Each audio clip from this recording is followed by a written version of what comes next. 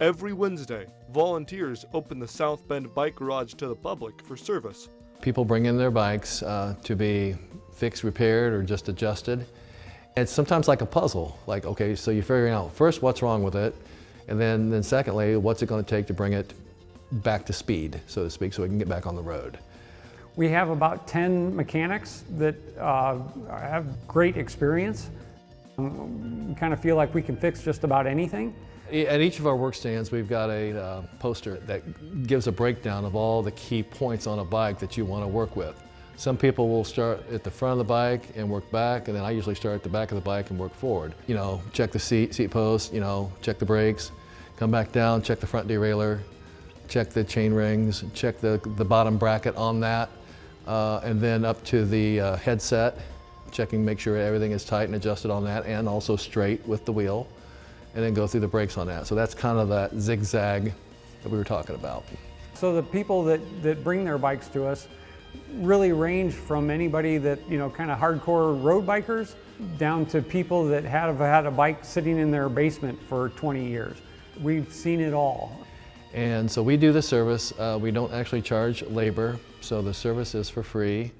The group accepts donated bikes, brings them back to life, and sends them back out into the community. All the bikes that you see back behind me and then throughout the rest of the space are donated to us. So everything, we basically live on donations. I think that most garages have at least 1 or 2 bikes in them that aren't used, which is kind of a pity. But when they aren't used, it might be because there's a flat tire, or there might be something out of adjustment, or it just is plain hard to ride. So it doesn't get used because it's not fun. It varies from something that, you know, tires are falling off the rims to truly nice, relatively new bikes that just kind of need to be dusted off. We basically pull it out, we give it a quick check, see if the shifters, derailleurs are working, brakes are working, what condition the tires are in. Again, we'll form an assessment what it's going to take to get refurbished so that we can put it out here with the others that we have for sale.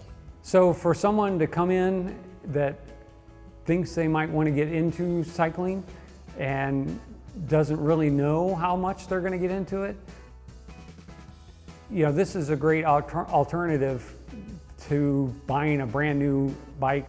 It's more fun to find out what the person wants right from the get-go, because there's, you know, at least, you know, various types of bikes. Do they want a road bike? Do they want a mountain bike? Do they want a hybrid bike? Do they want a city cruiser? Do they want a beach cruiser? I mean, we'll get Notre Dame professors, they'll come in, and we'll get families with kids. We have them take it out and test ride. They can go all over the city if they want. A lot of times they just go in the parking structure here and test ride. And it is a nice feeling when they come back in and said, I like it, I'll take it. I found that children, when they come in, it doesn't matter much what it's like. It's the color that sells it. Their work doesn't stop at the garage door. These cyclists show up wherever the road takes them. We have what we call the mobile bike garage.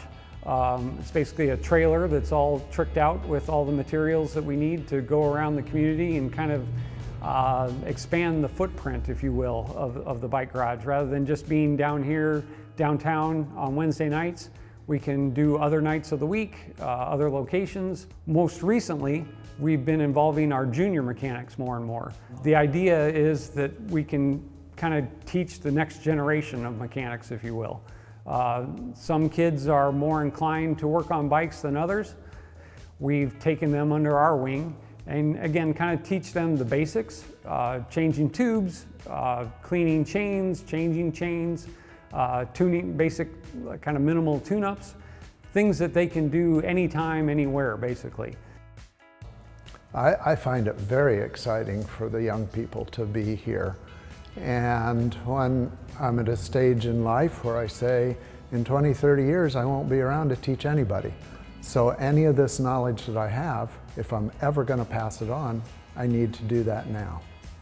So the junior mechanics that have advanced from kind of the very basics to being able to work on their own, that is honestly a little tough for me to talk about because I get very emotional about it. there's little that's more gratifying than that. The group of volunteers are bound by a shared passion, their love of cycling. Biking it's an addiction. Once you start biking, you kind of enjoy doing it.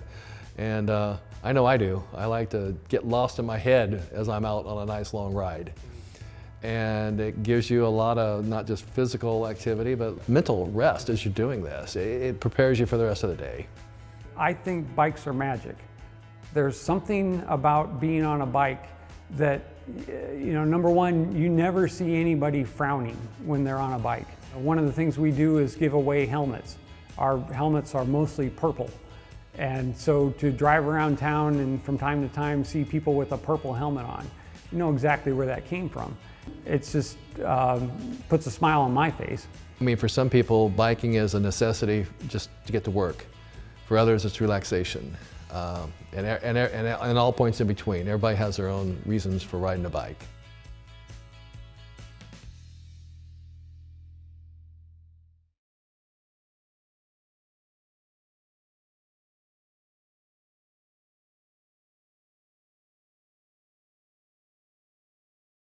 This WNIT local production has been made possible in part by viewers like you.